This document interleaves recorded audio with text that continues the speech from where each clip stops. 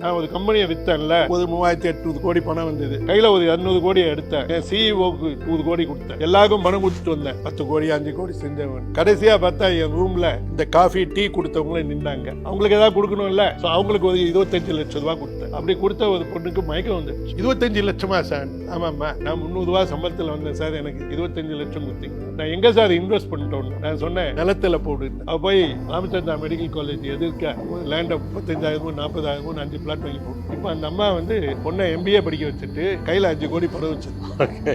அந்த இதுல India is a fertile ground.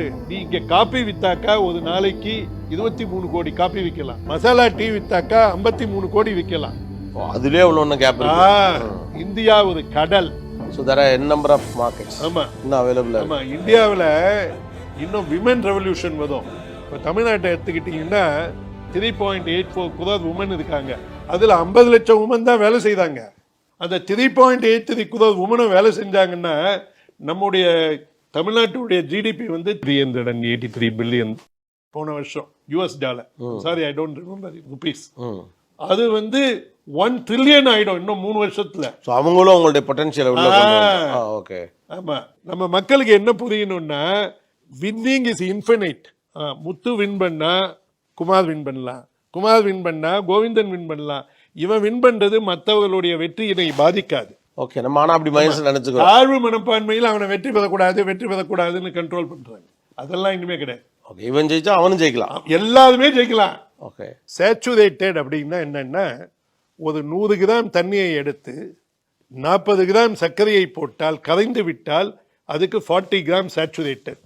ஆனா அதுல ஒரு ஃபேட் அவுட்டிங்னு வச்சுக்கீங்க, அன்சேச்சுரேட்டட்.